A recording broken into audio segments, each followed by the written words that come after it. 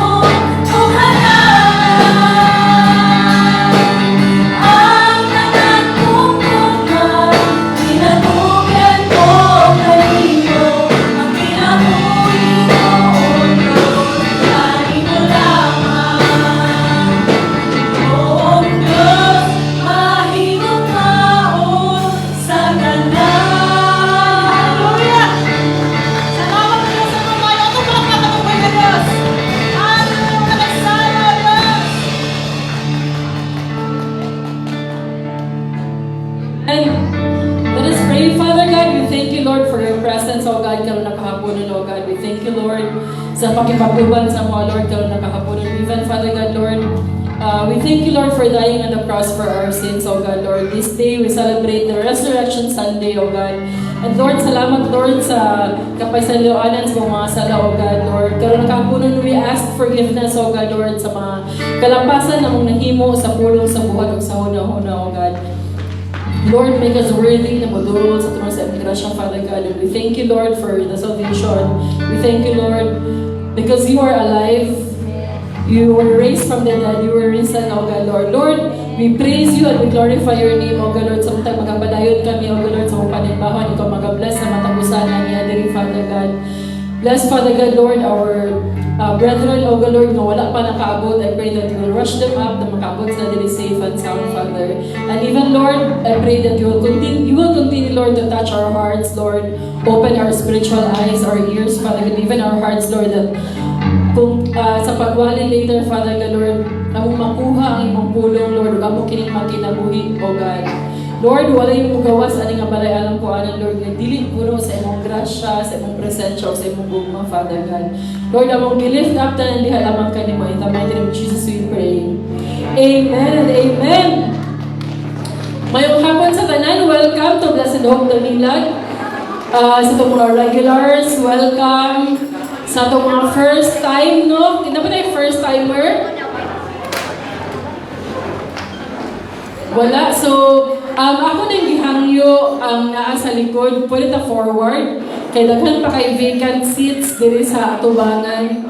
Ato lang i-fill in ang atubangan daan para kung naay late, gusto lang sa likod.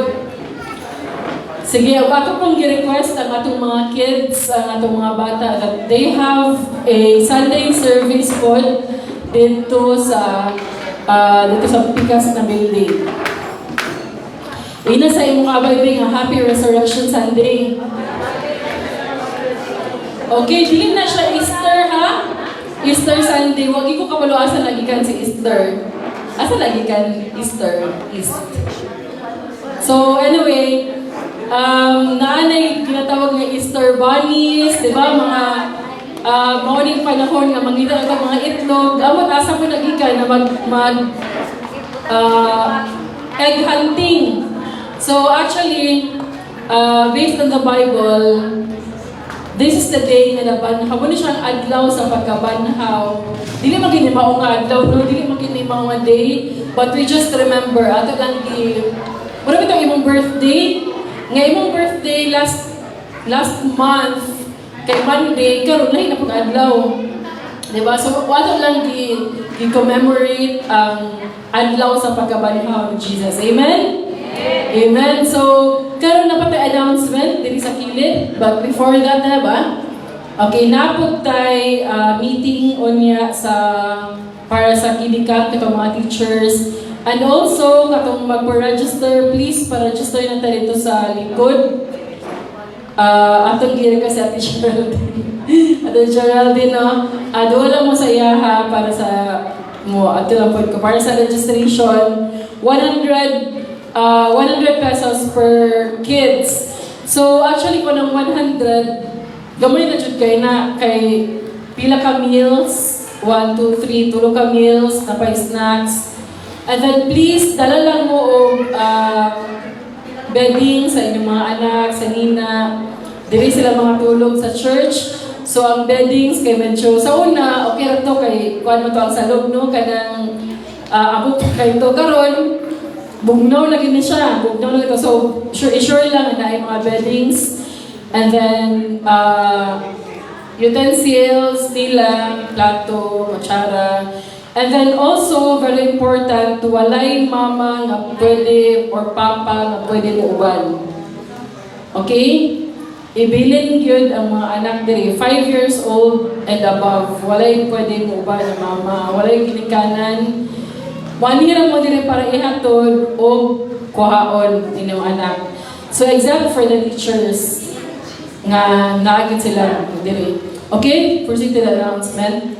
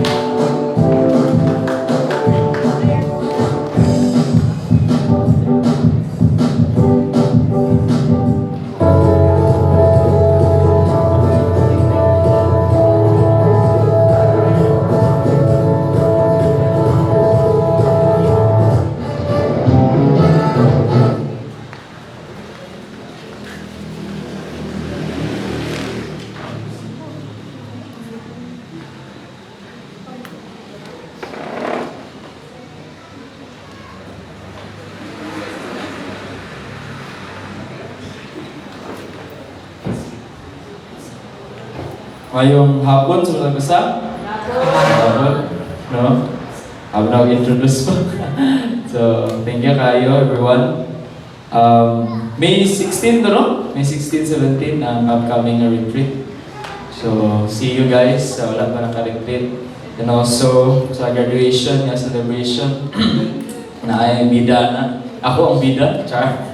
Na, graduate na gid me, thank you Lord, sa 30. So, appeal me sa akuan, adto, sa me, and gracias sa Diyos, kalahot tayo nagyapon. So, thank you Lord, thank you Lord.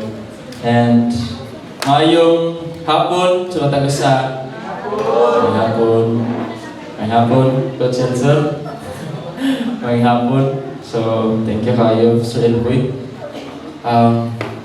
Karon nga kahapon no, it is the Resurrection Sunday. So, basin na-expect ta, mga taga-sa nga sa Josh Valley. Tingala din mo. Nigamay ni sa Josh. Nigamay ni shorten. Ako din si Pastor Klein, so wala na kaila. Sab, so kaya mga emergency. And we'll continue to pray Pastor Josh para sa iyang fast na recovery. No? Amen. Amen. Kinsay nakabalo sa galing karon? Resurrection Sunday. Dili din siya Easter Sunday. Siya Easter Sunday. Resurrection Sunday siya. Lahi ang itong nagpalansang sa Ginoong Jesus, namatay na banhaw. Karon ang iyang pagkabanhaw. Asa di si Esther day? Karon ang iyang pagkabanhaw. Ambot asa si Esther, kasi nasa idahag. Nasa idahag. So, thank you Lord. You know. And one of the things na kailangan po nato dumdumon when it comes to the Resurrection Sunday is to really emphasize nga kanila gyud nga event ang hitabo nga mag-authenticize sa Christianity, sa tibok relihiyon, sa tibok kalibutan. Kaya ang uban nga mga savior giwali namatay, Confucius, Buddha, tanan yun, tanan major religion namatay, pero wala na libanhaw. Si Jesus na yun ang libanhaw. Basta dili lang ang pag-crucify ni Ginoong Jesus ang dapat i-emphasize nato, but appeal ni ang pag-resurrect niya mismo. Kay actually sa tanan yun mo gini ang importante. So ginani kay importante po nga naa ka diri karon. Amen. Amen. Ika sa imong dapat nga ayaw katulog. Ayaw katulog. Karon nga hapon, no? Kay hapon ra ba? No, akong nabantayan kay lo, si Pastor Glenn kay tigil ki makatulog. Kan siguro kay boring siya kay gusto niya. Kasi tsada kay kan bang tingog. Murag lulabay no? Lulabay pampatulog sa bata. But bear with me, no? Bear with me as we will go through our lesson for this afternoon. So, mismo ako yun naigo yun ko sa wali because ang akong realization sa kinabuhi kay abi na ako ang pinaka-importante kay ang paglansang ni Ginoong Jesus sa cross lang. Dato ra gyud nag-stop. Wala na yun lain. But ganina the Lord just spoke to me nga kaniday ang dapat i-emphasize din even sa matagusan. Because kung wala ang redemption, no, na-redeem naman ta tungod sa pag-ulang sa dugo, tungod sa dalang, no, then bayad na itong sala. Kung wala yung resurrection, wala tayong place sa langit, diwali. Okay, wala na ang gibuhat ni Jesus, di ba? He prepared a place for you in heaven. That's why He need to be resurrected. Kailangan siya mabanhaw. Karon po, no? Mabanhaw na bata. Kay muna siya ang importante. Yun yung mga. Amen? Amen. So, karon nga kahapon nun, atong dalon ang mensahe nga gikan sa main. So, gato siya i-speak din because this is really, really very important. Really na, very good. No, really na, very good. And open your Bibles with me in the book of John 21. 1 to 17. Juan 21, 1 padulong 17. John 21, 1 to 17. It says, after these things, Jesus revealed himself again to the disciples at the Sea of Tiberias, and he revealed himself in this way. Simon Peter, Thomas, who was called Didymus, Nathanael of Cana in Galilee, and the sons of Zebedee, and the two other of his disciples were together. Simon Peter said to them, I am going fishing. They said to him, we are also coming with you. They went out and got into the boat, and that night they caught nothing. But when the day was now breaking, Jesus stood on the beach, yet the disciples did not know that it was Jesus. So Jesus said to them, children, you do not have any fish to eat, do you? They answered him, no. And he said to them, cast the net on the right hand side on the boat, and you will find the fish.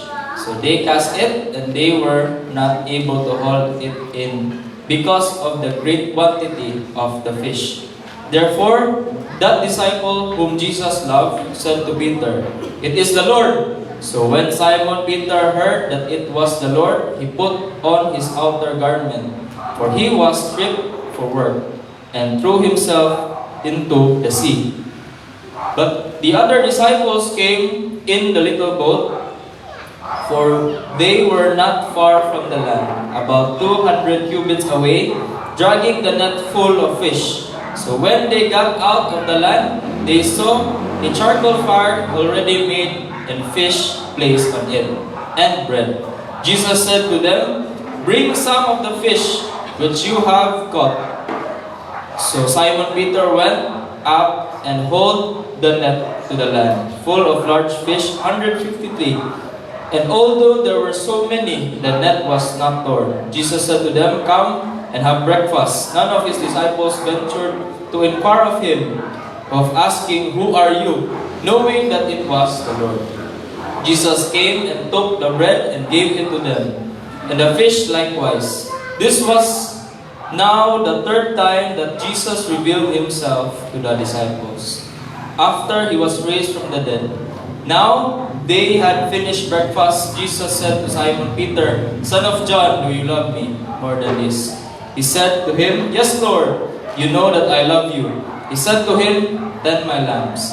He said to him again, a second time, Simon, son of John, do you love me? He said to him, yes, Lord, you know that I love you. And he said to him again, shepherd my sheep.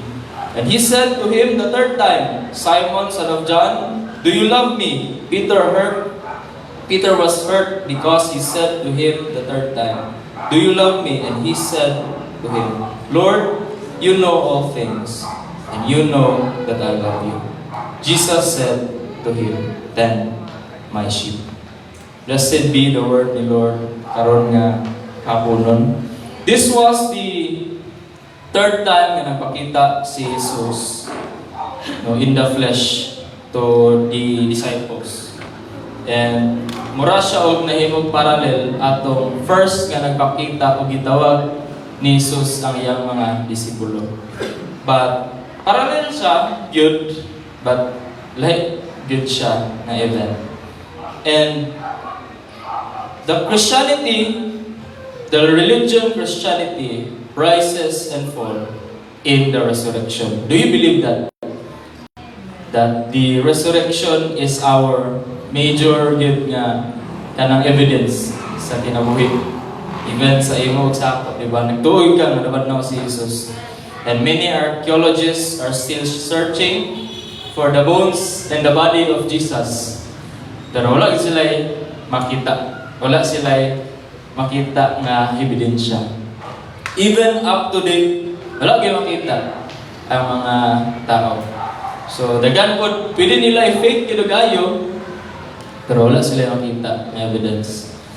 So, ang reality ra gyud kay ang isa ra gyud ang nagpabilin dito, ang folded napkin o ang empty tomb na ay tela iwali na din ang lubnganan nga way sulod. So, dili ta magisgot anang folded napkin, no, or empty tomb, atong hisgutan karon kay the resurrection of Jesus. And this message is entitled, He is Risen, is a Resurrection Sunday celebration. So, no? We have to realize that this is the most important. Good. Very, very important in Christianity. Because there are 4 different theories nga gusto yun sa kalibutan nga i-debunk ang resurrection. Pinakauna nga theory nga gusto kay nila i-discredit yun ang resurrection of Jesus was the robbery theory. Nagtuo sila nga ang mga disipulo daw, no, nag-summon sila og soldiers and gikawat nilang body ni ang mga disipulo daw, no, nagtipok sila, nagsabot, and then gikuha nilang lawas ni Jesus, mga kadlawon. So ang tanan nakatulog, pwede daw to, theory daw na, pinakaon na. Ikaduha na yun nga theory kay swan theory. Kani nga theory kay si Jesus daw, wala siya namatay. Wala siya namatay daw. Hindi siya tinood, no? He just became unconscious. And the coldness of the tomb, he began to gain consciousness. So, wala siya namatay, wala lang siya, wala siya nakuyapan. No? Kani nga theory. Pag tungod sa kabugnaw sa lugnanan, nakamata siya. Which is very impossible. Kaya duslak na ba siya? Duslak na siya. Very not true nga theory. Ikatulong nga theory is the wrong tomb theory. Mali na lugnanan ang ilang ipangita. That the disciples visited the wrong tomb. Posible ba na? Kung naay namatay sa inyong family, di ba dumdumon mo yun ninyo ang tomb? Which is, kanina theory, maligid siya. Bisan gani sa bulunsuri, di ba? Kung imong tanawon, nagpatong na yun ang mga lugnanan nila. Pero kabalog yun ang each family. Important yun siya. Bisan yun nila, kapat sa RSTU, di ba? Pangitao mo yun ninyo. No? Ever man lang yan. Now, that is the third theory. Ikapat din yung theory is hallucination theory. Kani daw, kaya ang mga disipulo were hallucinating because they kept on thinking about Jesus. Nag-hallucinate sila. Kaya sige sila una-una kay Ginoong Jesus. Naka-imagine na nun sila. Kaya sige man sila una-una kay Ginoong Jesus. Which is not true. Yapon. So in other words, there are 4 theories that claim that the resurrection was not true. But in reality, it is true. Okay, nga naman tinuod man ang resurrection. Imagine na lang ini, no? Nga na ay mga tao nga willing magpakamatay para ani na relihiyon. So meaning, that is true. Yun. Nga ang mga disipulo, they were willing to be slaughtered, be beheaded, or being even fried unto death. Alik, iwan namatay ang isa. Di ba? So ano kaya nga inanak ka bukat para sila? No? That means, or that concludes, na tinuod din ang pagkristohanon, no? Ang Christianity. And that also concludes that really Jesus rose from the dead. Not just Jesus died, dili lang na namatay si Jesus, but also Jesus rose from the dead. But personally, no, sa ato matag-usa, is really Jesus alive in you? No? Ako lang pamataan na sa matag-usa. Si Jesus ba buhi pud sa inyong kinabuhi? Ang basin. Dato naman na pas, event naman na. Dili na siya applicable sa ako. Well, He died and He is living in us. Sa atong tagsa-tagsa kinabuhi. Kung mapakita lang na siya nimo sa imong may buhat, so dira na siya. And the question nga kailangan nato i-ponder o kailangan nato una-unahon karon is this. How can we know that Jesus rose from the dead? Kung saan nato pagkabalo that Jesus rose from the dead? Or personally po, kay Bishop kanina, yung question ni, how can I know that Jesus rose from the dead? Number one is makita ninyo sa John 21:3-4. Simon Peter said to them, I am going fishing. They said to him, we are also coming with you. They went out and got into the boat, and that night they caught nothing. But when the day was now breaking, Jesus stood on the beach. Yet the disciples did not know that it was Jesus. First indicator we know that we can know that Jesus rose from the dead because He found us where we were at a particular moment in our lives. He found us specifically kana gyud nga moment sa imong life. In other words, when you were an unbeliever, then naay nag-share sa imo specifically ato nga panahon. That was Jesus. No? Nakitaan ka ni Jesus. And testimony po sa ako, wala na madumdum. Really, kung para sa akin na ako nadawat sa Ginoong Jesus. Kay, medyo na, tigaw lang ako simbahan. No? Every time nga na yung mag-challenge o kanang salvation, pataas ko appeal. Pataas ko appeal, luhod ko, maghila ko appeal. Pero, na-realize na ako na dili di ay sa date ang kailangan dumdumon. Ang kailangan ng guilt ni mo dumdumon is where did that kanang feeling bitaw that naanay gahumhong sa imo every time na nakaiwaton gid mo. Naanay remorse kibali every time na nakaiwaton gid mo. So because He found me where I was at a particular moment. Jesus found the disciples at the same exact time and also at the right time. So Jesus found them at the beach. Same siguro na event, because ang picture mo gani after nga gipatay na si Ginoong Jesus sa cross. Ibanhaw na ang mga disipulo na iya na po ibalik silang daang kinabuhi. Ang mga fisherman sa una ngayon sa fisherman balik, ang mga karpintero sa una, hindi po karpintero balik. But this time po, Jesus knew nga na sila sa beach. Ibangita na sila ni Jesus. Not in the spirit, but in the flesh mismo. So also in our lives, inani po ang gabaton ni Ginoong Jesus.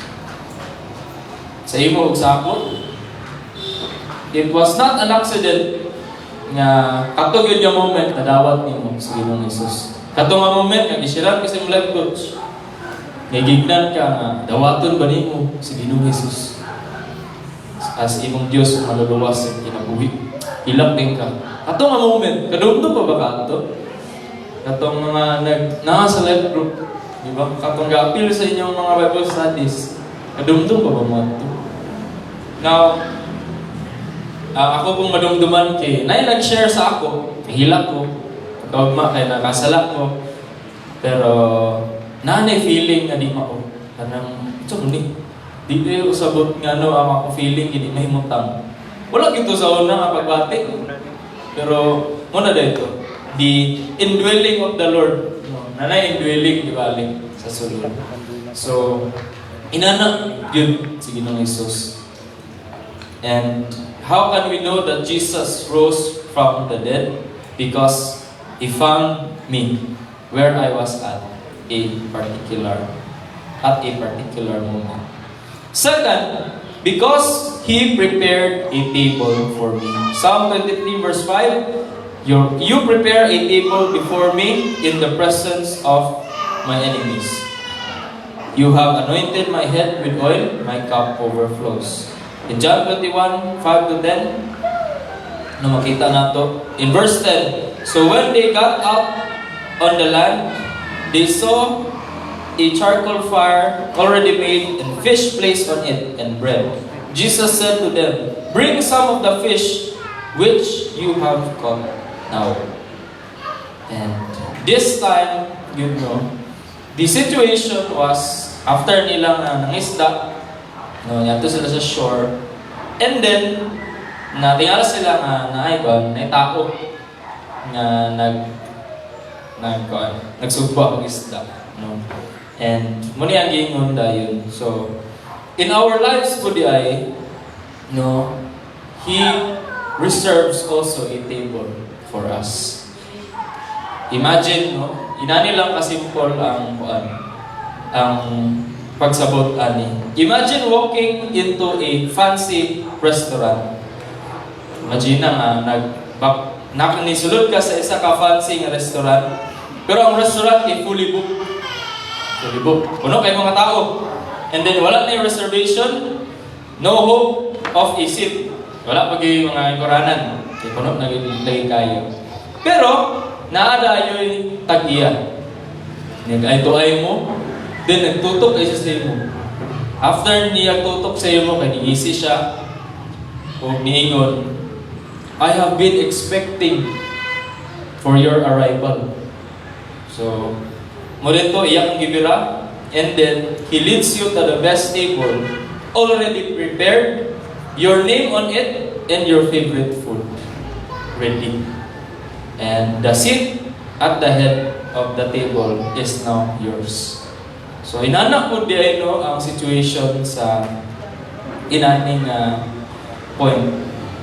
And in our lives po He also prepares a table for us.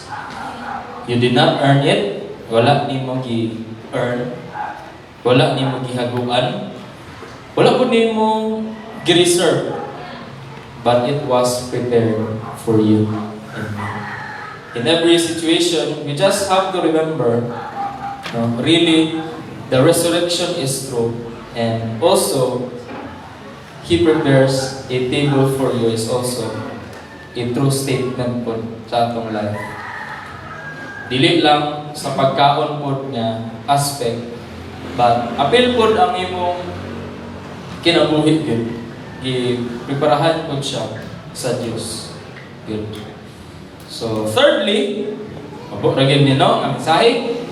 Thirdly, makita nato in John 21:12-13, Jesus said to them, "Come and have breakfast." None of the disciples ventured to inquire of Him, "Who are you?" Knowing that it was the Lord Jesus, came and took the bread and gave it to them and the fish likewise. Wala na sila nangita. Wala sila nangatana. Kinsa man ka. No? But they knew it was rice. Third is, because He stayed with me even in my worst days. No? Mind you, na ay dako kayo nga karakter ani. It was Peter. Naa si Pedro ani nga higayon. Basta nag-ibuhat ni Peter ani pas. Inani ra gyud, no? Ibuhat ni Pedro, yang gidinay si Ginoong Jesus 3 times. Then before anak ay predict yun ni Jesus ang iyang betrayal iwali. Then he walk out si Peter, nagtago-tago, ibalik siguro siya pagpangisda ato. But muni siya ang iyang ignan ibalik ang situation ato. When Jesus was there atong ashore, napud si Peter dito atong higayon. So siguro awkward, ako man gidinay, hinana siguro ang situation, no? But in the sight of Peter, siguro ang iyang ina-expect kay Jesus, damay, sapan siguro ka niyo. Siguro, i-condemn ko ni Ginoong Jesus. But what did Jesus did at tuwang time? Iyang gignan sila gid mismo tanan, "Come and let's have breakfast." Alin kay mga unta? Wala na niya gi-mention ang sala. Wala na niya gi-mention ang denial.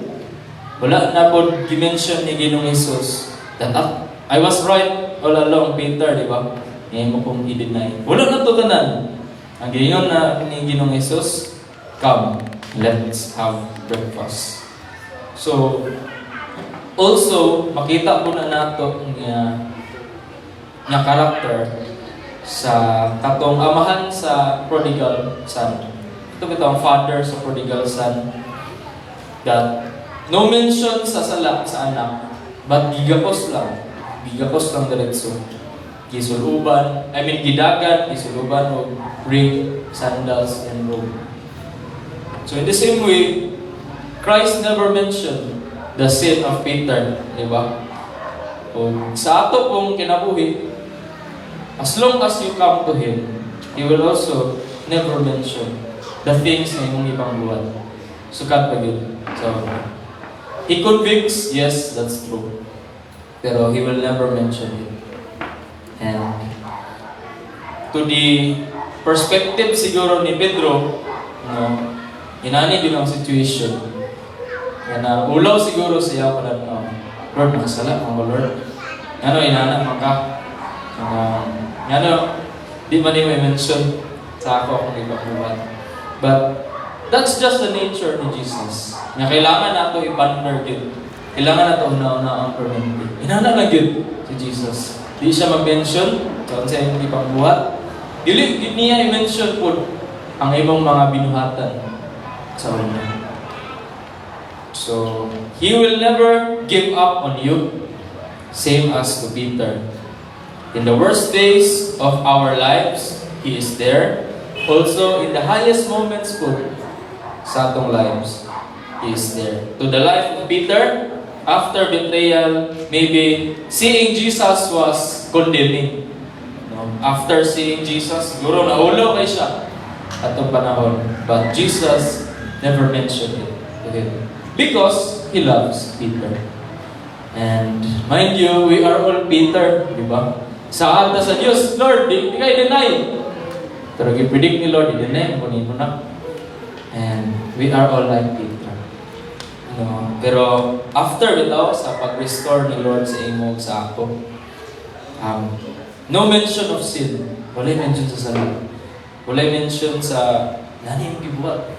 Wala ginana. Just kanang panghanggat ng yun kay Jesus. Come and have breakfast. Di ba ang word kay come? Come ginauna. Ali, doon. Dili siya, wala siya nag-command kibali na kanang ali diri. Wala na ang tono kibali kay ali. Come. Doon sa ako. Because He loves you and me. Just as how Jesus loves you and me. So, the question now is, kung saan ka nila pag-die with Jesus kung wala siya ni banhaw? So, natay ebidensya ay natay mga ebidensya igsuon nga ni banhaw yun di sige ng Jesus. Kaya nakikaon siya sa mga disipulo. Amen? Amen. So, He stayed with the disciples in their worst state. Ang situation lang po ani kay ang mga disciples is ginapangitakot sila sa mga persecute sila kaya they were proclaiming a new religion, murag heresy kibali sa ilang sa Diyos kibali. And nagtago-tago yun sila aningan time. But remember, Jesus stayed with them in their worst days. Also, Jesus will stay with you in your worst days. Amen. Amen. Hebrews 13:5, I will never desert you, nor will I ever abandon you. So, kita na kailangan nato dugdumon that Jesus stayed with them. Also, He can stay with us in our worst days sa atong mga kinabuhi. Amen. Amen. Tulo na yun, na point na kailangan yun not to emphasize about the resurrection Sunday is John 21:15. Now when they had finished breakfast, Jesus said, to Simon Peter, "Simon, son of John, do you love me more than these?" He said to him, "Yes, Lord, you know that I love you." He said to him, "Tend my lambs." Ikatulo, because He extended His grace to me, even in my shortcomings. Nakabati na ba mo sa grasya sa Diyos? How can you know nga grasya to sa Diyos? Saan ganin mo og mission nga grasya to sa Diyos? Pas, pagbati na nakas, mura na feeling lagi na delete na siya makuno. The grace of God is inani siya kakuan. Inani siya kadako. Ang ikaw ang kriminal, deserve din ka mamatay. Pero naay nagbayad sa imo. No, ang ibayaran ng imong mga sala. And wala na ka namatay. Naay nagbayad para sa imo. Inana kadako ang grasya sa Dios. But in this situation, Peter, in his after pag-betrayal nga time, inana yung situation niya. No? Condemn, then ipangutana siya ni Ginoong Jesus, "Peter, do you love me?" Ang gingon lagi ni Peter, no? "Yes, Lord." Itubagin siya balik ni Jesus, "Tend my lambs." Tend my lambs. Kitagan o responsibility si Peter ni Jesus pas? No. Di na siya ang point. No? Ang point ani is, He extended grace to Peter. He knows the before, the present, and the after.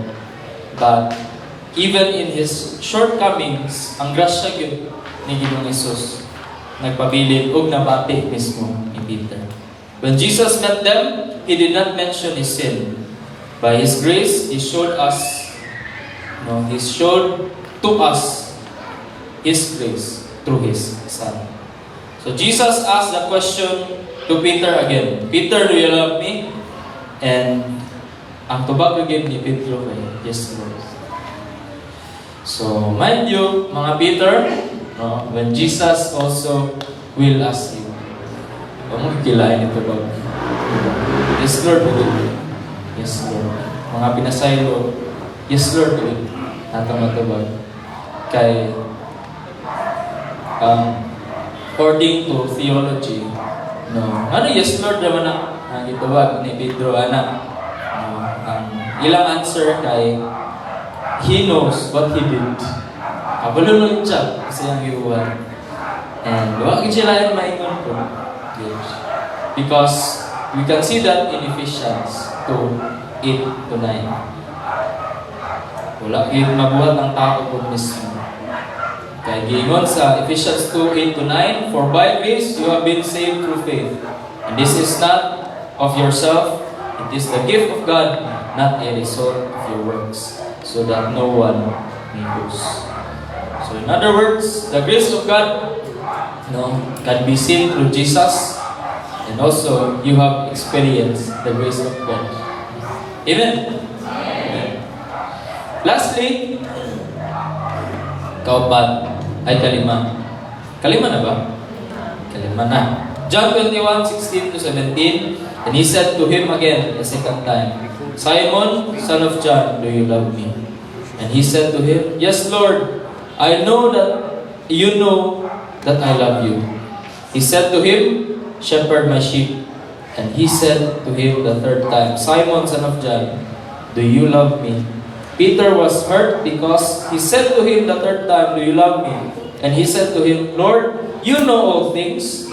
You know that I love you." Jesus said to him, "Tend my sheep." Kalima, the resurrection is true because He called me in spite of my flaws and weaknesses. What is the call for ni Peter? Tulungan ka call ni Peter. Diba? Also in our lives po yun. Tulungan yun katawag sa ato. Na ay first is tend my lamb. Ay kadua kay shepherd my sheep. Ikatulo kay tend my sheep. What does this mean? Ang pasabot yun sa tend my lambs is atima na ang akong mga bago na believer. Tend my lamb. atimanan. It means to take care, to feed, and to nurture. So, appeal din siya sa atong responsibility yun mismo. Nga, ang pagtawag ni Ginoong Hesus sa imo ug sa ako, dili lang siya sa personal side, but appeal siya sa relational po nga side. That there are people to reach out. Natay mga tao nga i-reach out. So, Jesus calls Peter and told him, "Tend my lambs." Atiman na ang akong young believers, iwali. In other words. Second is, shepherd my sheep. Shepherd is a deeper call. Lahom siya nga tawag, no? Dili lang siya pagbahog, dili lang po siya ang pag-atiman, but also lead yun mismo. Lead and protect. Also, correcting. Muna siya ang mga responsibility nato, no? As life coaches, as network po ng coaches, this is the responsibility ni mo na. That not only nga imong bahugan, but imo yung i-lead sila kung asa ang insakto madalan. Because, no, sheep means the whole flock. Ang tibok na flock ibalik. Not just the new believers, but also the whole. So, nanasa imong kamot po mismo. Ikaw na ang responsible ana ng mga tao. Ikaw ang mo atubang kung kasama na sila. Ikaw ang mo badlong po sila. Kung naman galing sila yung mga binuhatan na dito. And your responsibility to is to protect them. Also to correct them. In other words, no, you have to be responsible towards them. Amen? Amen. No? Shepherd my sheep. Last tayo is tend my sheep. This brings the focus to daily care. Kaning sa matag adlaw nga pag-atiman. Ang spiritual nga feeding dili lang sa bag-o nga believers, but also sa mga daan. This is your responsibility. So not only emphasizing ang ibanaw si Jesus, but the responsibility is also, or it needs to be emphasized po sa ato. No? Dili lang dahil nga nakakadiya, giluwas ka ni Ginoong Jesus para maglingkod ka every Sunday or para maminaw ka sa mga storya sa tubangan. Di na siya ang imong role. Kung inana man lang gani, no, ang imong una-una, well, di na siya mao. In application po, no, sa atong life, you have to be consistent in shepherding the flock ni Lord. Kaya ka nga balag isa ka bulan nga as life coach or network coach kay di ka magluya. Ano bitaw nang di ka magluya? Kaya ka na. Dili ang tasbay kay simple magyud na magyud mga pagsulay. Sige, kung dili gyud kaya. Kanila akong ibilin sa inyo, no. Darabay mga tao gatanaw. So, ay makita nga luya ka. Ay makita. Kanang kamo lang ni Lord. Makita dira nga luya ka. Because just like Peter, no, we also had these responsibilities ato. Not just to tend, dili lang magatiman sa ato mga sheep, but also to serve and to love these people or God's people. In other words, ang ginapasabot lagi ni Ginoong Jesus to the responsibility ni Peter is to love them. To love them. Your coaches loves you. Amen. Amen. I hope na wala pa na makak. No? Your coaches loves you. No? That's why niabot anang ako. Nakasabaan ka. Siguro badlungon ka. Kaya kahit mo kagulo. No? Kanabot ka. Magbot mo ka. Magbot ka. But to the scriptures po, coaches have their responsibility. O manubag na sila sa Diyos. So kung ang member kahit ulo and then kasama na, di gyapon magpatuo, sila gyapon ang manubag sa Diyos. So members, patuo mo. Amen! Amen. Patuo mo sa inyong mga coaches. So, just like in Scripture, in John 21, 16 to 17, the resurrection is true. Because in spite of the denial, the betrayal of Peter, God called him. Despite adto tanan, gitawag gyapon siya ni Ginoong Jesus. So, God is really sovereign. Ang Diyos, kabalo mo siya sa tanan. Actually, from the beginning, kabalo na siya, up to the end, kabalo na siya. In the Old Testament, gi-emphasize nga ang Ginoo kay siya ang Alpha o Omega, the beginning and the end. That means, He is beyond time. Nagpasabot gyud pud na nga ang imong mga sala, ang imong mga binuhatan, o ang imong mga buhaton ng puhon, nakakita ng Diyos. But He is not mistaken. Wala kasayop ang Diyos sa pagtawag sa inyo. Despite sa siguro ang imong mga mistake someday, despite ana, itawag din ka sa Diyos. Wala na sayop si Lord sa inyo. Amen. Amen. Wala na sayop si Lord sa inyo. Because He is all-knowing and He knows what you will become someday. But mura po niya ang gusto ipa-realize ni Lord sa ato, no? Karon nga kahaponon. Despite your mistakes, your past mistakes, God calls you because He knows your impact someday. Kabalo siya sa imong capabilities.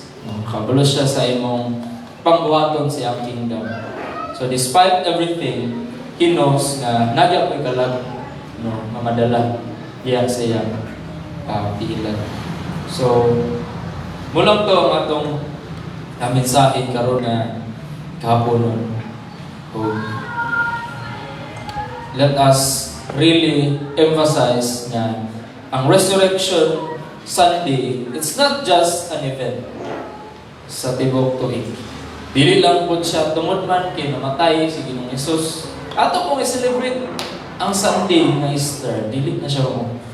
Ang emphasis lang yun sa Resurrection Sunday is nabuhi, nabanhaw ang manluluwas na atong gialagyaran. So therefore, the same power na nagbanhaw sa Diyos nga si Ginoong Hesus is also the same power nga nagdwell sa imo sa ako.